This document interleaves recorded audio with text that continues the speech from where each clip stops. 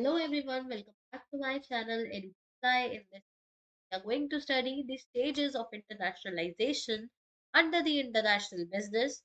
So let us start with the video.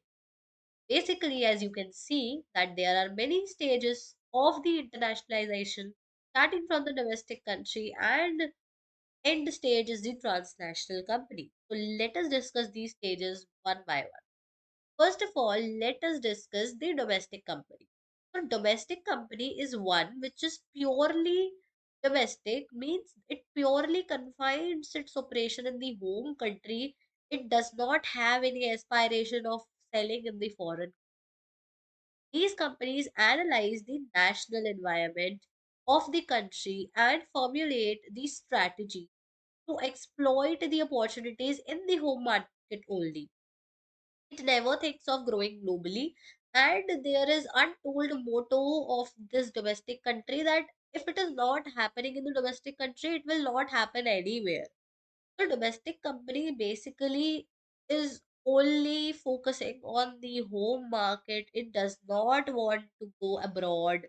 It does not think of going abroad. It has all the strategies, all the employees, its recruitment program, everything is domestic.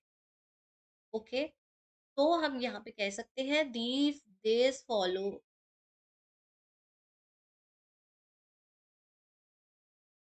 तो हम यहाँ पे कह सकते हैं domestic company has the ethnocentric approach.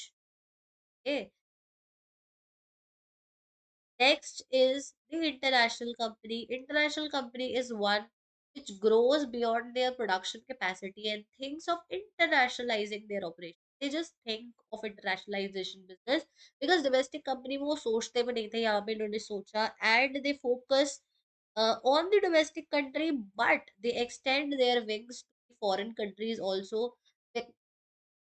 And how do they do so? They select the strategy to locate themselves in the foreign market. This can be, through the export houses, they try to sell their products and the goods, or foreign warehouses खोलना.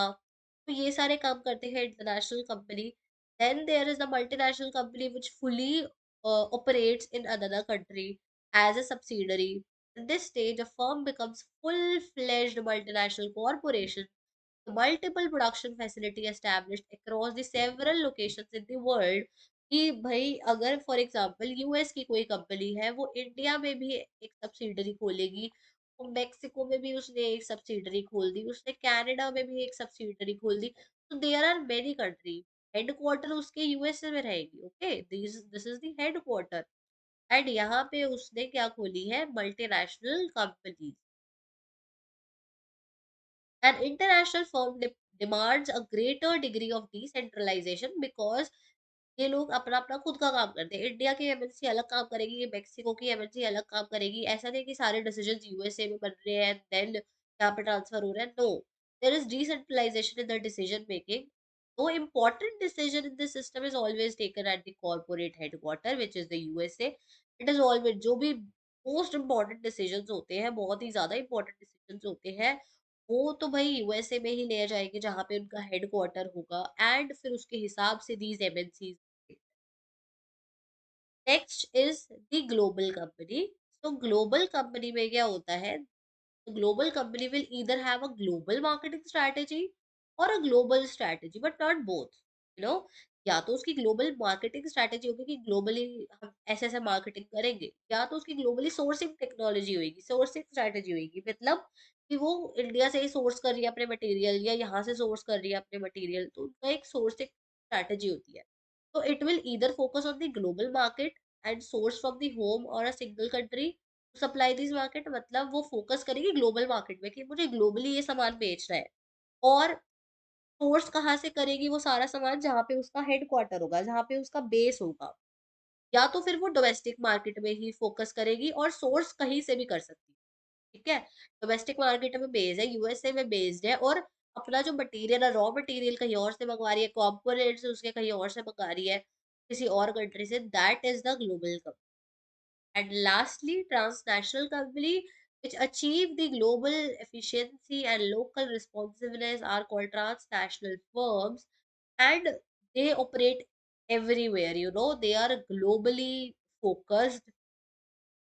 There is no, barrier between the countries. They are highly decentralized in terms of the decision making. जैसे कि हमने अभी पढ़ा था multinational company में कि यहाँ पे डिसेंट्रलाइजेशन थी, but important decision corporate headquarters में लिए जाते थे। बट यहाँ पे क्या है, ये हाईली डिसेंट्रलाइज्ड है, इम्पोर्टेंट डिसीजंस भी डिसेंट्रलाइज्ड होते हैं। ऐसा नहीं है कि कॉर्पोरेट हेडक्वार्टर पे ही लिए जाएंगे। हर कोई ट्रांसनेशनल बिजनेस को फ्रीडम होती है कि वो अपने डिसीजन ले सकता है, और कॉर्पोरेट हेडक्वार्टर ज्यादा कंट्रोल नहीं करता। So there is no pure transnational firms, and these firms satisfy the characteristics of the global corporation only. आज तक कोई प्योर ऐसे ट्रांसनेशनल नहीं हुआ, but there are many examples like McDonald's हो गया, या there is Google, there are many ऐसे फर्म्स जो कि ट्रांसनेशनल कॉर्पोरेशन। तो अगर हम सम अप करते हैं इन सारे के सारे कंपनी और इनका एक कंपैरिजन देखते हैं, तो यहाँ पे देखते हैं domestic, international, global and transnational. Domestic purely domestic होती है, ये इंटरनेशनल होती है, बट यहाँ पे जैसे एक्सपोर्ट हाउसेस के थ्रू ये लोग काम करते हैं। ये ग्लोबली सेंट्रलाइज्ड हब होता है और कंट्रोल करता है बाकी सारी कंट्रीज को। ये ग्लोबल इंटीग्रेटेड नेटवर्क है। Here the view is the home country, here is the extended markets, here is the global markets, and here is the global market as well as the orientation is ethnocentric in both international and domestic market. But the global market has the mixed orientation and transnational has the geocentric approach, because geocentric approach is basically that approach which thinks of the entire world as the one single village, entire country और entire world को वो एक समझती है। की assets क्या होते हैं यहाँ पे, सारे के सारे की एसेट जो भी कंपनी वगैरह है होम लोकेटेड है। और सेंट्रलाइज्ड होता है यहाँ पे, लेकिन अदर चीजें वेयर हाउसिंग वगैरह डिस्पोज होते हैं। फॉर एग्जांपल वेयर हाउसेस खोल लिए दूसरी कंपनी कंट्री में, यहाँ पे की एसेट सारे के सारे होम कंट्री में होते हैं, एक्सेप्ट मार्केटिंग एंड सोर्सिंग वो दूसरी कंट्री में होते हैं। ट्रांसनेशनल पूरी तरह से डिस्पोज होता है अलग अलग जगह पे। रोल ऑफ अ कंट्री की बात करें, यहाँ पे सिंगल कंट्री होती है, यहाँ पे अडॉप्ट कर रहे हैं ये बाहर जाने के लिए पूछ रहे हैं, क्योंकि मार्केटिंग या फिर सोर्सिंग यहाँ पे होती है। यहाँ पे कंट्रीब्यूशन वर्ल्ड वाइड होती है। नॉलेज सिर्फ होम मार्केट की होती है, यहाँ पे नॉलेज थोड़ी थोड़ी ये लोग को फॉरेन की लेनी होती है। यहाँ पे ये लोग ज्वाइंटली शेयर करते हैं मार्केटिंग की या फिर सोर्स स्ट्रैटेजी, और यहाँ पे सब कुछ शेयर्ड होता है, सारे फंक्शन। यहाँ पे सिर्फ मार्केटिंग है, यहाँ पे all the functions are shared. Thanks for watching the video. If you like the video, hit the like button, share with your friends, and do not forget to subscribe.